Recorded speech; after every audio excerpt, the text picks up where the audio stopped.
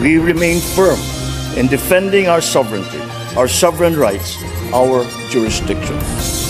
I shall never tire of repeating the declaration that I made from the first day that I took office. I will not allow any attempt by any foreign power to take even 1 square inch of our sovereign territory. The challenges that we face may be formidable, but equally formidable. Isang mahalagang balita ang bumungad ngayon para sa ating bansa dahil umalis na ang mga barko ng China Navy sa Sabina Shoal o Escoda Shoal sa West Philippine Sea. Ito ay isang mahalagang pangyayari na nagpapakita ng potensyal na pag-clear ng tensyon sa nasabing lugar. Ang pag-alis ng China Navy ay nagbubukas ng pinto sa mas mahinahon at mapayapang pagsasaayos ng mga isyu sa West Philippine Sea. Bagamat hindi pa natin alam ang tiyak na dahilan ng kanilang pag-alis, ito ay maaring resulta ng patuloy na diplomatic at legal na pagsisikap ng Pilipinas upang ipagtanggol ang ating soberanya at teritorial integridad.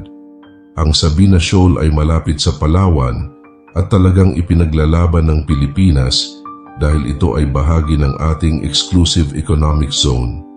Ang pag-alis ng China Navy ay maaaring isang positibong hakbang upang bawasan ang tensyon at bigyang daan ang mas konstruktibong pag-uusap sa pagitan ng dalawang bansa.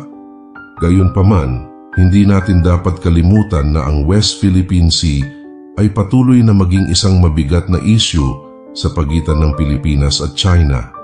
Ang mga pangyayari tulad ng pag-atake ng Chinese Coast Guard sa ating mga barko at ang pananakop ng China sa ating mga isla ay patuloy na nagpapabigat sa relasyon ng dalawang bansa. Kailangan nating maging mapagmatyag at handa sa anumang pagbabago sa sitwasyon sa West Philippine Sea. Habang nagagalak tayo sa pag-alis ng China Navy, kailangan nating patuloy na ipagtanggol ang ating mga karapatan at interes sa pamamagitan ng mapayapang paraan at alinsunod sa pandaigdigang batas. Ang West Philippine Sea ay isang mahahalagang bahagi ng ating bansa at kailangan nating pahalagahan at pangalagaan ito para sa kasalukuyan at sa susunod na henerasyon. Sa pamamagitan ng matibay na pamumuno at matalinong diplomasya, tiyak na maaaring malutas ang mga isyung ito sa mapayapang paraan at sa kabutihan ng lahat. Samantala, ang mga alitan sa teritoryo sa South China Sea sa pangunguna ng mga assertive claims ng China ay pinagmumulan ng lumalaking tensyon sa rehiyon. Ang isang mahalagang flashpoint ay ang patuloy na hidwaan sa pagitan ng China at Pilipinas sa Second Thomas Shoal sa Spratly Islands. Nagsimula ang lahat ng ito noong 1999, sinadyang i-ground ng Pilipinas ang isang barko na BRP Sierra Madre sa Ayungin Shoal upang palakasin ang pag-angkin sa teritoryo sa lugar na tinatawag nitong West Philippine Sea. Mula noon, ang Philippine Coast Guard ay nagsagawa ng buwanang resupply mission upang mapanatili ang presensya ng militar doon. Sa mga nakalipas na taon, ang Chinese Coast Guard ay lalong gumamit ng mga agresibong taktika upang harasin ang mga misyon ng Philippine Coast Guard na maghahatid ng mga pagkain at iba pang pangangailangan ng ating mga tropang nagbabantay sa West Philippine Sea. At ang sitwasyon ngayon ay mas lumala pa na naging mas karaniwan na ang mga banggaan ng barko at ang Chinese Coast Guard ay gumagamit na ng mga military-grade laser at water cannon laban sa mga barko ng Pilipinas. Noong Hunyo 17, 2024, nagbanggaan ang isang Chinese vessel at isang supply ship ng Pilipinas malapit sa Ayungin Shoal kung saan sinisisi ng China ang pagbangga di umano ng Philippine Coast Guard sa kanilang barko. Pero alam naman natin na ito'y kasinungalingan lamang ng China upang mabuo ang malaking salungatan at humantong sa malaking digmaan na ninanais ng China. Sa gitna ng tumitinding tensyon na ito, ang Pangulo ng Pilipinas ay nagsagawa ng mas mahigpit na paninindigan laban sa mga pag-aangkin ng China. Pinalakas ni Pangulong Marcos ang pakikipagtulungan sa iba pang mga bansa tulad ng Estados Unidos at Japan upang palakasin ang kakayahan ng Pilipinas sa maritime security at hadlangan ang pananalakay ng China. Ang Indonesia naman, bagamat hindi isang claimant sa mga hindi pagkakaunawaan sa South China Sea, ay nagpahayag ng mga alalahanin sa pag-aangkin ng 9-dash line ng China na pumapatong sa eksklusibong economic zone ng Indonesia sa paligid ng Natuna Islands. Pinalakas ng Indonesia ang mga naval patrol nito at ang presensya ng militar sa lugar para igiit ang katatagan ng soberanya.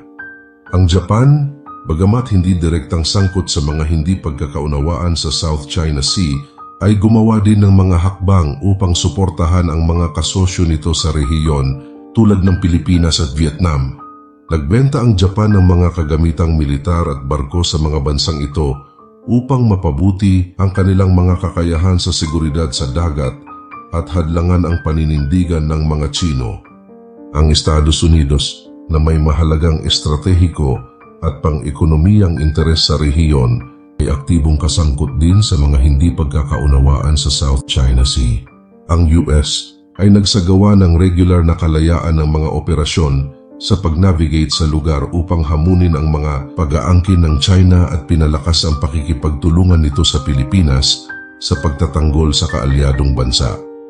Ang South Korea at India, bagamat hindi direktang kasangkot sa mga hindi pagkakaunawaan sa South China Sea, ay nagpahayag din ng mga alalahanin sa lumalaking impluensya ng China sa rehiyon. Ang mga bansang ito ay naghangad na palalimin ang kanilang sariling panrehiyong pakikipagsosyo at kontrahin ang mga ambisyon ng China sa rehiyon.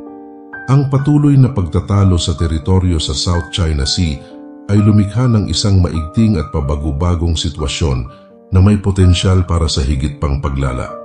Ang hindi pagnanais ng China na umatras mula sa mga pag-aangkin nito kasama ang lumalaking pagkabigo ng mga kapitbahay nito ay nagpapataas ng panganib ng maling kalkulasyon at hindi sinasadyang tunggalian.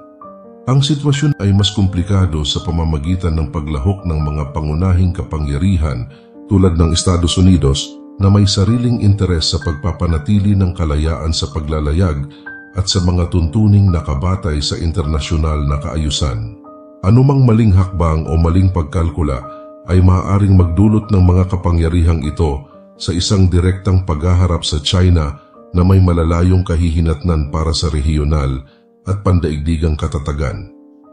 Habang patuloy na umuusok ang mga tensyon, mahigpit na susubaybayan ng internasyonal na komunidad ang sitwasyon at hikayatin ang lahat ng partido na magpigil, makisali sa mga diplomatikong negosasyon at humingi ng mapayapang paglutas sa mga hindi pagkakaunawaan.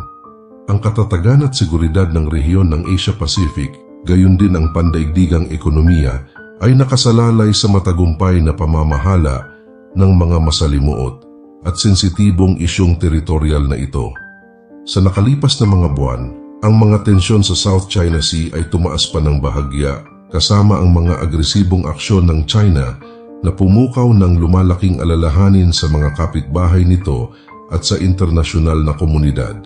Habang patuloy na iginigiit ng China ang mga pag-aangkin nito sa pinagtatalunang karagatan, ang panganib ng isang ganap na salungatan ng China at Estados Unidos ay humantong na ngayon sa pinakadelikadong sitwasyon.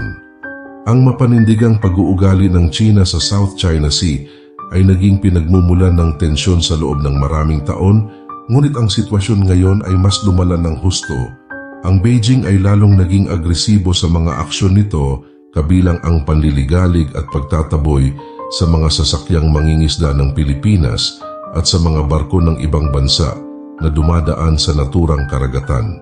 Si Gregory Poling, Director ng Asia Maritime Transparency Initiative at isang Senior Fellow sa Center for Strategic and International Studies, ay naniniwala na ang South China Sea ay mas malamang na mag-trigger ng conflict kaysa sa Taiwan. Dagdag pa ni Poling, ang kisame ng anumang naturang salungatan ay mas mababa kaysa sa anumang away sa Taiwan at hindi ito magiging nuclear. Gayunpaman, maaari itong mangyari ng biglaan at walang babala. Ang pinakabagong sagupaan sa pagitan ng mga sasakyang pandagat ng China at Pilipinas, kung saan maraming Pilipino ang nasugatan, kabilang ang isang mandaragat na nawalan ng hinlalaki, ay lalong nakakabahala dahil ang anumang aksidenteng kinasasangkutan ng matinding pinsala ay may mas mataas na pagkakataong umakyat pa sa isang sitwasyon kung saan ang magkabilang panig ay nahihirapang ibalik ang dating ugnayan. Ang ibang mga bansa sa rehiyon tulad ng Vietnam, Indonesia at Malaysia ay nagpahayag din ng lumalaking kawalang kasiyahan sa mga aksyon ng China at gumawa ng mga hakbang upang kontrahin ang mga pag-aangkin at impluwensya nito sa rehiyon ng Indo-Pacific. Ang mga kahihinatnan ng isang salungatan sa West Philippine Sea ay magiging mapangwasak, hindi lamang para sa mga bansang direktang kasangkot, kundi pati na rin para sa pandaigdigang ekonomiya. Ang South China Sea ay isa sa pinakamahalagang shipping lane sa mundo at anumang pagkagambala sa kalakalan sa rehiyon ay magkakaroon ng malalaking kahihinatnan. At kung hindi pa rin titigil ang China sa panghihimasok sa mga teritoryo ng Pilipinas at pananakit sa mga Philippine Coast Guard, ay posible na dumating talaga ang malaking digmaan sa pagitan ng China at Pilipinas.